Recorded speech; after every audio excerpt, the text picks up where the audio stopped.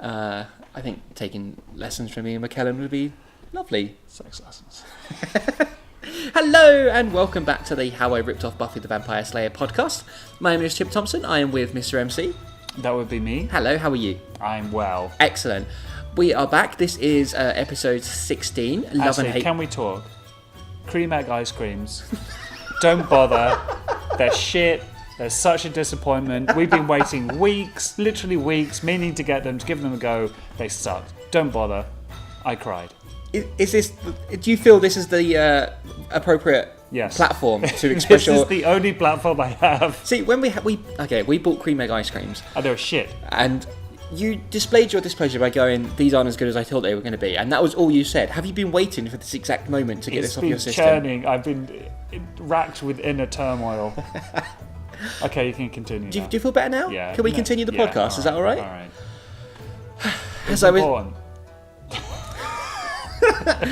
As I was saying, this is Love and Hate Part 2. Uh-huh. And if you can get over your hatred for cream egg ice creams, MC, what happened last time? Well, nothing as important as the... what happened? That's what I asked, yep. Chip and Scoot were on a quest for a map, which led to a book, which led to a map, which led to a shopping list, which led to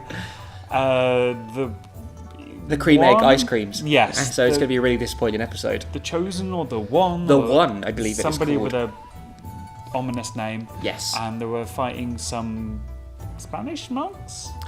Or Italian, or some sort of European ethnicity that we'll be glad to get rid of come Brexit. I think that's...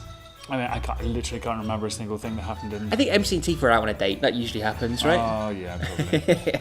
Okay, well, we've prattled on. The intro's gone on long enough. I mean, normally the intro goes on for a while, but you've managed to extend it somehow with your cream egg ice cream. It was important blasphemy. Information to share with our viewers, Chip. It was a public service announcement. You done? I just don't want anyone else to go through the same pain that Here's I did. Love and Hate Part 2.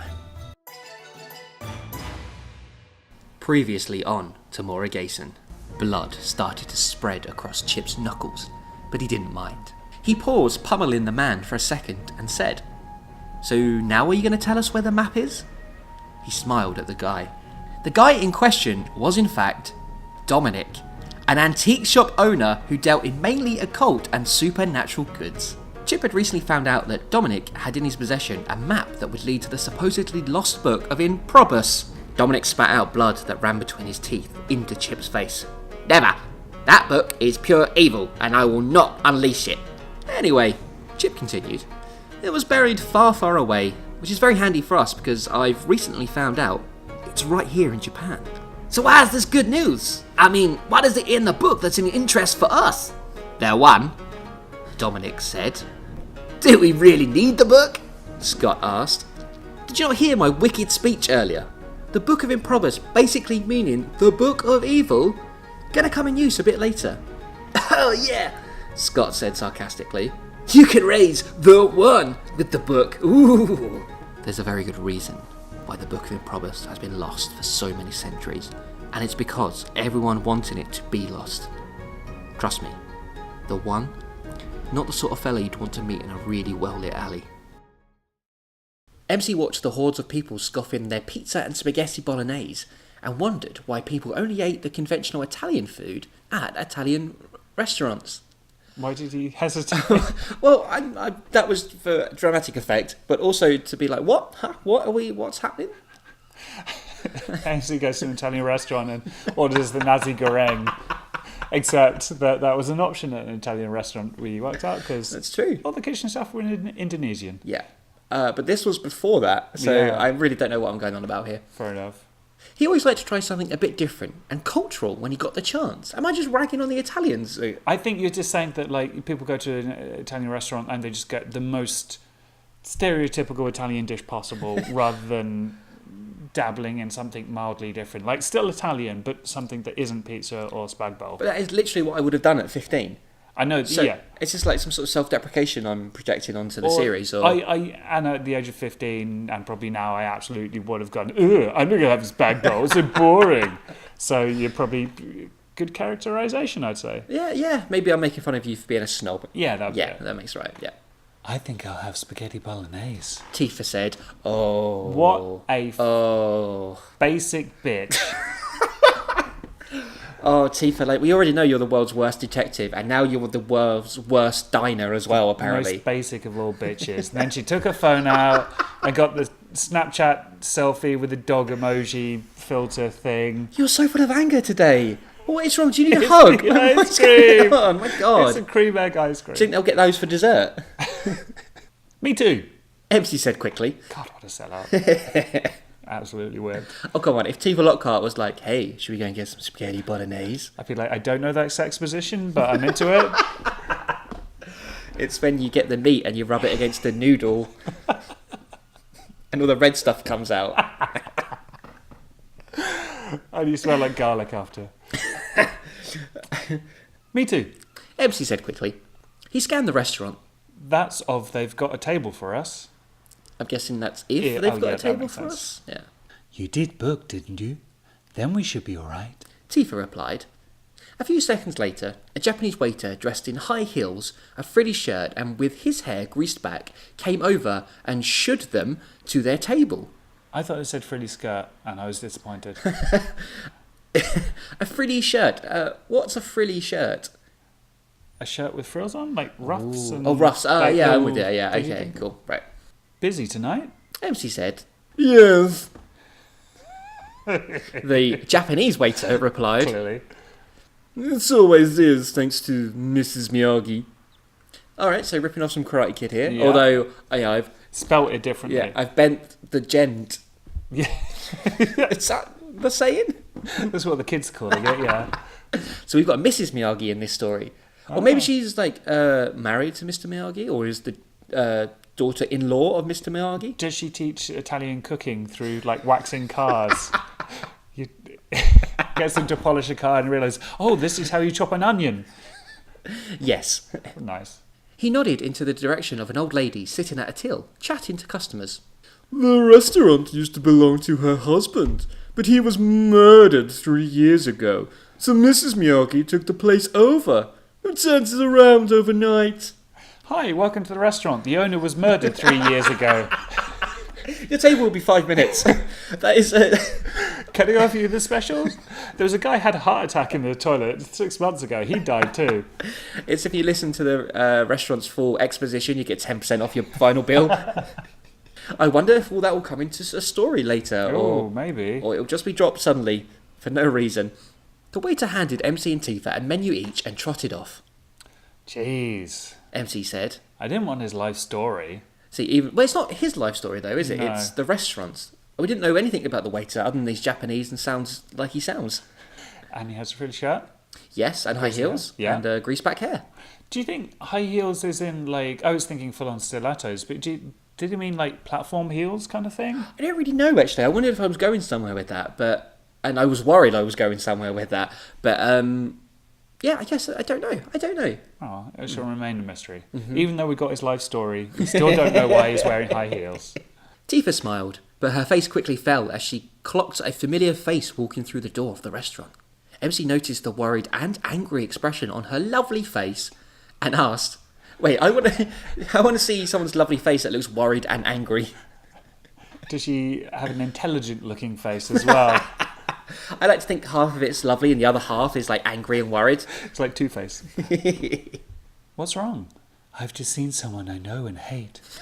She replied. Wow, all right. MC quickly turned to face the door, expecting it to be Chip. It wasn't. That's Anthony Collina, Italian gang lord. TIfa said, gritting her teeth. Can you do that line again with more grit? That's Anthony Collina, Italian gang lord. Is she gritting her teeth or is she constipated? What's happening there? A little bit of both. Also, Italian gang lord in Tokyo. Yeah. Yeah, interesting. Wait. So we've got a gang lord going into the restaurant where the owner was murdered 3 years ago, and the waiter wears high heels. A clue. I think we know where this is going. MC saw the plump, well-dressed Italian guy walk over to Mrs. Miyagi and kiss her cheeks. Well, I guess we know how Mrs. Miyagi got this business going again. What's his deal, anyway? MC wanted to know. Drug running, smuggling, kidnapping, money lending, GBH and murder. is at all the known crimes of this time. Oh, classic reference. Thanks. Nice little callback to season 1. Oh, then why hasn't he been out away yet? They call it out away in Tokyo, not put away. Why hasn't he been put out the way yet? I don't know.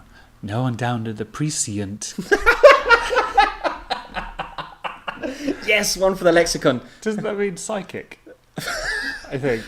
Yeah, that's how they solve all their it's crimes. like precogs in that sci-fi film with Tom Cruise in it. The Philip K. Dick one. Oh, Minority Report. Yeah. Yes, that's what this is. This is also ripping off Minority Report. I don't know. No one down at the precinct can touch him, even though there are tons and tons of evidence. The rumour is he's got friends in high places. MC noticed a resemblance between Kalina and the mafia boss he had encountered around a year and a half ago. It's a bit racist, isn't it?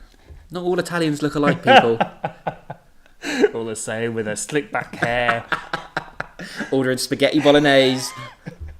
Then 3 heavies walked in the doors and walked up beside Kalina. One drew out a gun and handed it to the mafia boss. MC and TIfa jumped out of their seats and raced over, but they were too late. Kalina shot Mrs. Miyagi at point-blank range, spreading blood across the restaurant floor. The heavies noticed MC and TIfa running towards them and reached for their own guns.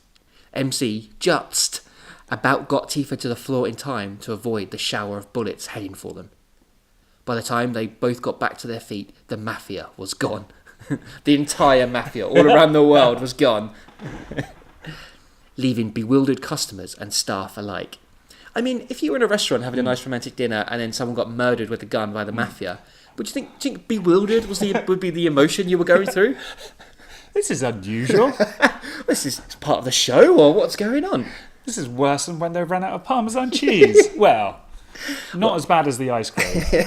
I feel like it'd be quite a touristy trap Italian restaurant that would have like an authentic Italian mafia so people murder. Would think, yeah. And and afterwards he just goes around and like slaps the cheeks of all the people in the place. Forget about it. MC felt Mrs. Miyagi's pulse. She was dead. I feel like this is going to be a thing where he gets away with it, even though he literally murdered somebody in broad daylight in front of hundreds of witnesses, in front of a police detective. Well, he's got friends in high places, don't you know? Also, MC checking the pulse of someone that was shot at point blank range. There's just like a massive hole where her face used to be, and he's like, finger on the neck, like, she's gone. Wait, is that a pulse? Trying to put his lips over the hole to like, oh, come on, I'm not going to lose another one. A pretty dramatic opening, though, to the episode, you know. I mean, we left off and Chip and Scoot were fighting, I think, were Spanish monks. And now we open on Italian people. Mobsters, yeah. I'm such a it's racist. Very European, isn't it? Yeah, I was very Brexit at that age, apparently. God, it's nice to have grown as a person. TIfa ended the phone call with her boss and tucked her mobile phone away in he bag. She went over to MC, who was interviewing a waiter, and watched as Mrs. Miyagi's body was carted away. He turned his attention to her. It looks like she was in debt. No, that doesn't say debt. It looks like she was in department, but the shortened version, to Kalina pretty heavy. Apparently he'd been increasing the interest on the loan he had given to her so much that she just couldn't keep up with the payments. I see, he's been chatting to exposition waiter again. He got the second part of the whole story of the restaurant. Like when the staff go to the restaurant, it's like, okay guys, we've got a busy night tonight. Also, I'm really in debt to the Italian mob. So work for those tips, guys, please. It's going to come in handy. TIfa looked despondent, and she had good reason to be. But she doesn't look bewildered, though. That's important. I feel like you learned the word bewildered and despondent. They're going to go in there somewhere. I know, they've got like 3 syllables, so it's pretty impressive for me at this point. I've just been told we can't go after him either. What? MC said, astonished, not bewildered or despondent. So many words. We've just watched him murder an old lady in a packed restaurant, and we're not allowed to touch him? The chief says that Anthony Kalina is too big a fish for us to go after. He wants us to leave it to the big guns, you know? There's a special unit for this kind of thing. Is there a special unit for that kind of thing? The anti-Italian mob unit in Tokyo. Who can't touch mafia bosses who gun down innocent people in front of hundreds of witnesses. They're the only ones who can touch the Italian mob bosses and goddamn people. Right. I mean, they're just collecting evidence on him. They're like, right, we're just letting murder another 50 old women and then we'll nail the sucker. We've definitely got him for shoplifting.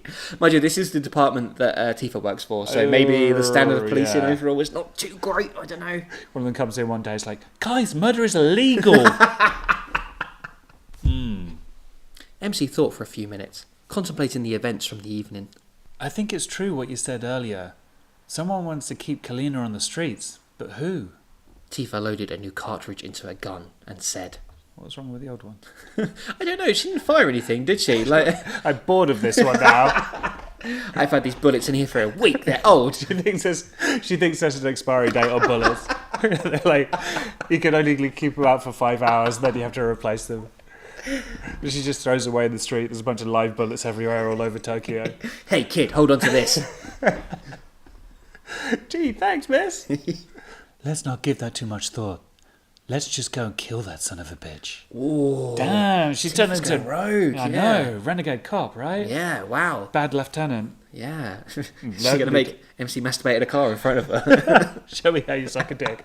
Show me how you stake a vampire. Show me how you do police work. No, please show me, because I don't know how. Jay was a bit worried. The news of MC and TIfa's date had got him thinking, and that was something he didn't like to do usually. Fuck's sake. Sorry, Jay. Also, again, MC and TIfa's luck when it comes to dates. I mean, there is none, is there? It continued. Like, there's mafia bosses, there's Chip. The zombies. Zombies. Yeah, Jesus, they should just break up. I mean, she orders the spaghetti bolognese, like... that by itself. It's not going to go very well, is it? The last time he had encountered the mafia was when they had kidnapped him, and he had no interest in meeting up with them again. Oh yeah, they were in cahoots with his father, weren't they? Yeah. Who was also funding Jack and Lee, let's not forget. Oh, was that the Japanese mafia? Yes, that's a good point. It's the Italian mafia. So maybe they're less into kidnapping? Maybe they have their own genetics office. And their own evil ninjas. I hope it turns out the Italian mafia are funding Chip. That would be amazing. TIfa had explained what went down and her plan to kill Kalina. But it seemed MC was not the only one to be disagreeing with her. Shin Khan moved between the group, scratching his chin as he went over all that he had just been told. It's been so long since we've seen Shin Khan, and I'm disappointed he hasn't appeared. He's already there. Neglecting his duties, for sure. Yeah, I'm so parched because we haven't had a drink in such a long time, and we still can't because he was there already. This cannot end well, he said. Killing a human being can never go well. Fuck off, Shin Khan. He's in no position to be criticising anyone. And I mean, I don't know if he ever said anything about it, but obviously, Jack was killed at the end of season 1. So does he have no problem with that? Is it it's the end of the world, it's not just killing old ladies and all the other known crime? He would have been, I reckon after the fact, he would have been like, oh no, you certainly should have thought of another way of doing it. I would never kill anyone because I'm too good for that. What should we have done, Shin-Khan? I mean, you shouldn't have killed her though, that was bad. He's going to literally end the world though, Shin-Khan. Yeah, but killing people is bad because... Did you try talking to him? Yeah. Hug? You know, when a teacher, you get in a scrap with a kid in the school and the teacher is like, pack it in, just stay away from him. He's literally chasing after me with a baseball bat. Just stay away from him. Maybe they could give the Italian mafia detention. Yeah. Anyway, enough complaining about Shin-Khan. But this is not a human being. TIfa protested, although there's no sort of end to the speech mark, so I think TIfa is saying that as she speaks. She's saying in third person, narrating what she's doing. But this is not a human being, TIfa protested. He's a monster. Nevertheless, he is leaving. He's pro-Brexit. Nevertheless, he is a living, breathing man with a soul. MC listened, but did not speak for the time being. Instead, he watched his girlfriend and his master argue over whether or not it was ethical to kill a man who has committed wrong and cost the lives of others. Even Louise and Jay joined in, each voicing their own opinions but neither being heard. It was a free-for-all. Finally, after pent-up aggression and emotional despair over his decision to try and kill Chip, MC yelled, "Shut up!" Louise, Jay, TIfa and Shin Khan all fell silent. All this arguing is doing nothing to help. It's a simple equation. Anthony Kalina is evil, and we fight evil. It ends tonight. He dies. Ooh. You're a little bit turned on. Ooh, yeah, more, yeah. So is MC using this as like his justification to kill Chip? Is he like, Yeah, I there's no reckon difference there's some here, crossover, yeah. or It's a warm-up. is he just trying to get laid? Is he literally like, yes, I'll have the spaghetti bolognese. Yes, I'll kill the mafia guy. Yes, you do need to replace that bullet because it's gone rotten. No, you are the best detective in the whole precedent, or what was the word? Prescient. Chip wiped the blood from his face. It wasn't a lot, but it's still been a while since he had to nurse a facial injury. Scott hadn't fared much better. After the 8 or so monks had been killed, more came, and after they fell to Chip and Scott, more came. I feel like this is going to go on for a while. I might just skip past this paragraph. Okay, so 4 million monks have come and gone. Great, okay, here we go. Eventually the brothers won the battle, and they made their way through the piled up corpses to continue their search. Search? Is that what Scoop does when he tries to look for stuff? Oh, I might actually keep that one in. Eventually the brothers won the battle, and they made their way through the piled up corpses to continue their search for the Book of Improbus. Oh yeah, the Book of Improbus, that's what it's called, because last time we looked up if that was a real word, Yeah. and it fucking was. Oh, yeah. Yeah. Latin, motherfucker. Yeah, for evil or something. A few steps later stood a cave. Inside was a long dark gully with strips of light going across from left to right. Chip touched the light with his little finger and narrowly avoided a sharp wooden pole that came from out of nowhere. Oh, it's all going a bit Indiana Jones. Ooh. Yeah, I like this. I think Chip's got like a hat that he's going to like have to grab under a closing rock or something. Wood? Scott said. Why did it have to be wood? Literally an Indiana Jones reference as well. Oh, yeah. Yeah, nice. It's a good job we heal quickly. Chip said. Why's that? You did go, why's that? Sorry, did you want me to do it again? That is all right. Why's that? Thank you. Because I get the feeling we're going to have to suffer a bit in order to get the bloody book. Chip, knowing that the first Bobby trap came in at mid-height, flicked high into the air, touching the light and landing on the other side. Those Bobby traps are a bit vicious, aren't they? Who's Bobby? Is he the guy who made the cave? He dug it out and filled it with traps. This time the wooden spear wasn't even close. Scott soon followed. Chip could see about 11 or so of these things that they would have to cross to get, hopefully, to the book. He sighed and made a mad dash across the gully, trying to keep his wits about him and avoiding a potential stabbing. Finally he made the other side, but not without a few deep cuts and long scratches. Scott nearly ended up a pile of dust during his crossing, but luckily for him, the spear missed his heart by a matter of inches. Blimey, that's a really close call. So weirdly then, because Scott's a vampire, Yeah. if the spears had been made out of like iron or something like that, Oh, he would be fine, probably, unless he got decapitated. I guess. Yeah. It's like Bobby knew that a vampire might try and infiltrate his cave. Also, it's a good job like a child didn't stumble across this or something. There's a pile of corpses of just dead children that have been off on picnics nearby and wandered in. Bobby shows up, just like, oh shit, another one. Well, got to reset the traps. Pull the kid off, put it on the fire. Bloody and in disparate need of medical attention, the ninja and vampire continued.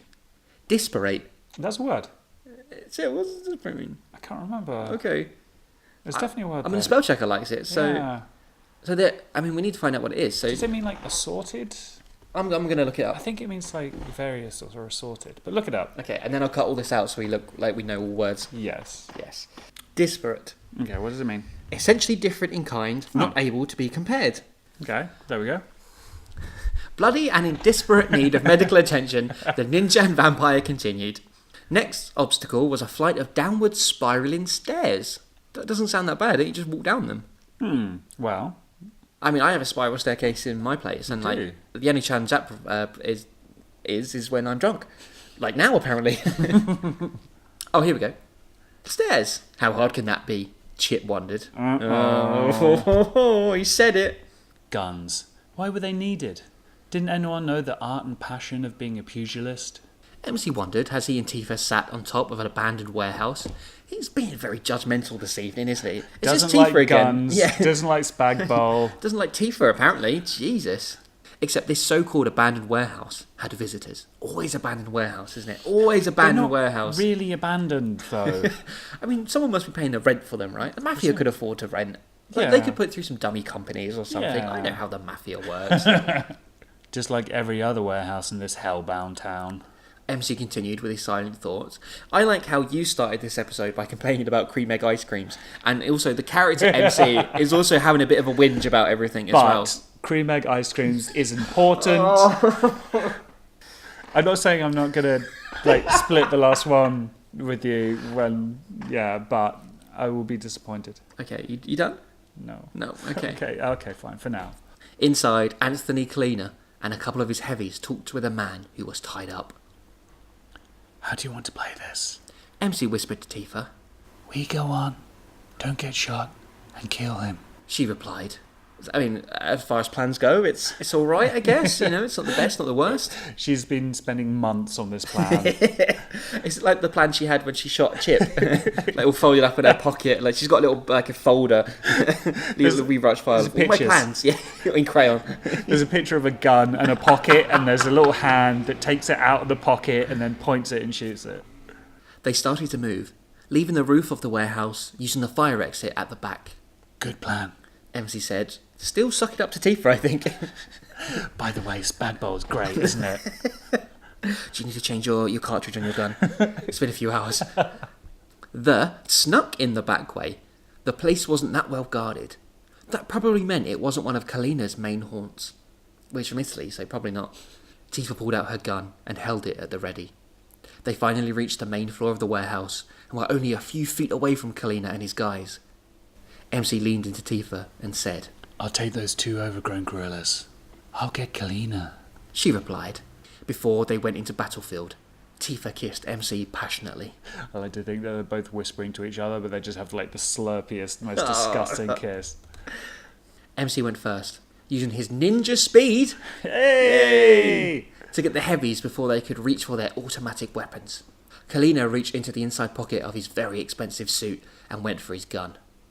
As his hand gripped the gun, he fell over under the weight of a blow dealt by Tifa. Don't move, Fat Tony. She's fat shaming him. No, Tifa, that's not okay. This is a raid. She aimed her gun directly at him. Ooh, so close that time. MC mocked the henchman coming out to him. No, just leave it there. MC mocked the henchman coming out. So homophobic, MC. Wow. He's turning evil as well. Homophobia, fat shaming. This is MC terrible. Tifa, Jesus. I know. She's such a bad influence on him. Started with spag bowl. Who knows where it's going next? Just think, one simple cream egg ice cream has done all this. MC mocked the henchman coming out to him with wild punches. The other was already out cold on the floor. Don't play with them, MC. Tifa called out. Also, don't be homophobic, MC. MC guessed she was right. So he tripped the heavy using a leg sweep and he hit the floor, eyes glazed over. Tifa returned her attention to the floored Kalina, whilst MC went to help the man who was tied up. What you going to do, cop? Arrest me? Nice. All right? Yeah, Okay. good. Kalina spoke in a heavy Italian accent, in case you couldn't tell from what that was. Just I put that in as well. Ha! That'll never happen! You cannot even comprehend what you are getting into, girl! You can tell how he managed to terrify the whole of Tokyo. This is why he got kicked out of Italy, it was because he spoke like that. They were like, you're the worst stereotype in the world, get out. I don't care if you're this heavily connected mob boss. I'm going to start up a restaurant in Tokyo that only sells a spag bowl. We're just coming to the restaurant and they just want the pizza. Tifa stood on the mob boss's testicles, causing him to yell out something in Italian. I am to go get the coolies! Macazzone! I mean, okay, fine, Tifa wants to kill him, but I mean, surely stepping on his testicles is a bit too far. I mean, he did shoot an old lady No, point even blank then. range in cold blood. Even then. I mean, if he was responsible for cream egg ice creams, then For fuck's sake, just stop it. Just stop it, okay? this is the bit for the episode. This is my bit. It's no screaming son, but I guess we'll allow it. Before she got the chance to laugh in the gangster's face, MC called out. Tifa, She looked over. this guy's a vampire. Ooh, the guy tied to a chair. Tifa hurried over to MC's side, and indeed the man that was tied up was a creature of the night. I think this guy has some answer to some question we've got. Yes? Yeah, sure. MC said but, spelt as one word, said but. That's when you say something, but there's something else coming.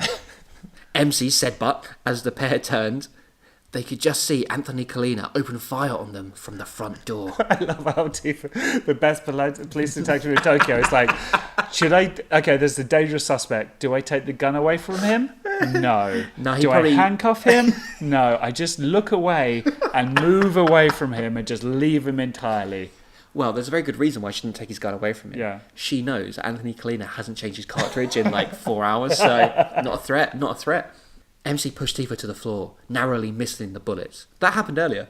Like, that's a literally repeat. It's becoming a habit. Yeah. Does Tifa just stand there like, You're getting pretty good at this. Tifa said to MC as he landed on top of her. Oh, so we're acknowledging that then. Okay, great. They got back up and heard the screech of a car speeding off outside. Kalina was gone. Kalina pushed number 1 on the speed dial of his mobile phone as he drove through the busy Tokyo traffic. He winced from the pain in his groin. A voice came at the other end of the phone after just one ring, and Kalina spoke quickly and clearly. Not that I can really do clearly in this accent, but hey-ho. It looks like we might have to rethink our plan, boss. You sounded Jamaican, sort of vaguely Caribbean anyway. Well, his family was from there, so... Oh, okay, like half Italian, half Caribbean, yeah. Kalina listened to the instructions he was given and hung up.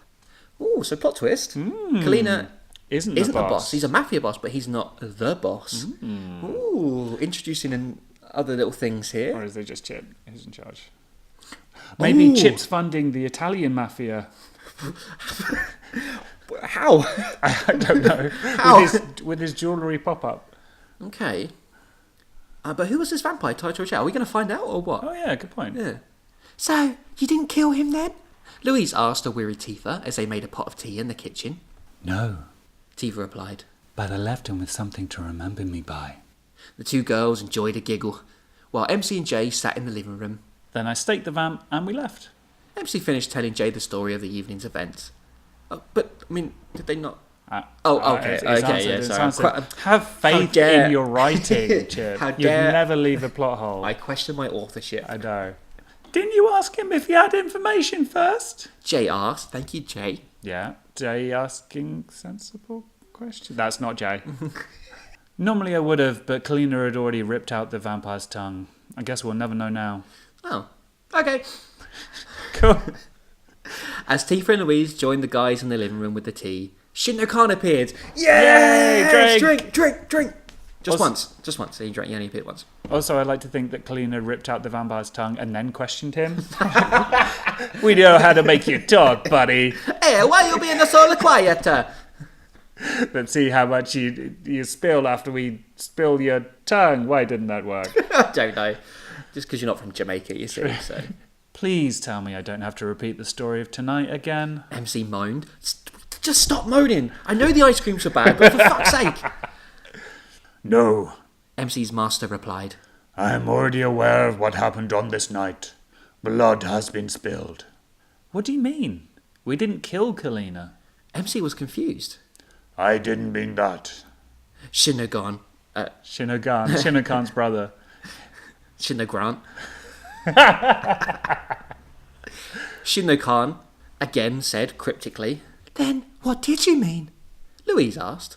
Evil is coming, and it's going to be sooner than later. Ooh, I like the way he's back and already he's been cryptic as fuck. Yeah. And bad things are happening, that is why I'm here. At this point, I think people should say, you know what, Shinno-kan, you can just fuck off. We're doing fine without you. I don't need to drink anymore, it's alright. You know that feeling you get when you chat up a girl for ages and ages and then finally she gives you a blowjob?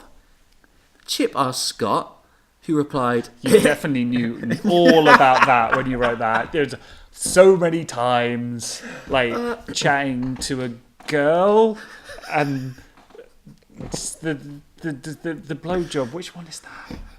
Well, I think this is fairly accurate because if there ever was a girl that I spoke to when I was 15, I thought I would have to talk to her for like 15 years before I even got anything like that. So And you're right. Yeah. One day I'll find out. You know that feeling you get when you chat up a girl for ages and ages and then finally she gives you a blowjob? Chip asked Scott, who replied, "No." Well, this is better than that, Chip said as he grasped the book of Improbus in his torn and bloody arms. They've got the evil book. Also, does this mean there's like a road trip thing where they take Chip takes Scott to Mexico to get him laid? No, they haven't got time because it takes ages and ages. So damn it, there's just no time for it. Also, I'm kind of sad we skipped out on all the sort of like Indiana Jones puzzles and stuff. Like, how did they get down the stairs? We'll never know. So what happens next? Scott asked. Next? Chip replied with a smile on his face. Next, my undead brother, we attack the people who care about the razor and acquire their blood. Oh. Right, okay, cool. Yep. Who's the razor? Chip tore off his shirt and mopped the dripping claret, away from his face and said, "Me." I mean, does anyone care about Chip at this point? He's just been a dick to everyone he meets, including his brother, including Steph. Well, let's discuss this in the aftermath, MC, because this is the end of episode part 16, 2, love and hate words that I got right. Okay, now you can ask your questions. Okay, does anyone still care about Chip? I mean, Scott does, I guess. Even though Chip is a dick to him as well. I mean, let's just unpick this for a bit. Okay, No, so okay. They found the Book of Improbus. True. Big, old, ancient, evil artifact book thing. All those things. Yeah. And now what they have to do is attack the people who care about the razor and acquire their blood. And Chip has torn off his shirt. He tore off his shirt to mop the blood from his face. That doesn't seem very practical. It might be a bit chilly, so, you know. But anyway, so Chip has said he is the razor. Yeah. So Chip is going to erase something. Yeah. And to do that, he needs to attack the people who care about him and acquire their blood. So obviously this is going to be the game, right? Yeah. This is going to be MC, J, Louise. Yeah. Okay. What? I mean, okay. Because they meant, if you remember from the last episode, they spoke about the one. Yeah. So maybe in order to raise the one, they need to acquire the blood of the people who care about the razor. Yes, because that's magic. Yes, that's, I mean... Yeah. Cool. Well, I look forward to finding out next week just what the fuck all this means, really. And if Chip will find the people who care about him and acquire their blood. And I'm going to have some like Haagen-Dazs or something before, just so I'll be in a good mood when I start. Hey, MC. Hi, Chip. Did you know that there are multiple ways you can now support the How I Ripped Off Buffy the Vampire Slayer podcast? Really? Why didn't you tell me all about them? I shall, MC. First of all, you can go to our Facebook page, which is How I Ripped Off Podcast. I couldn't put Buffy in that because it wouldn't allow me for some reason. I don't know copyright. why. Yay! Also, MC, we are on Twitter. We Really? are at How I Ripped Off, and I didn't have room to put Buffy in that, so that's why it's just called that. Finally, do you know what else you can do, MC? Tell me more. You can come leave us a rating and review on iTunes, because that really helps the podcast and means we get seen higher in the rankings. And finally we'll become rich and famous and be able to do a live action version of the... No, we won't. No, that'll never happen. But yes, come and support us, come and say hello. We would really love that. That'd do.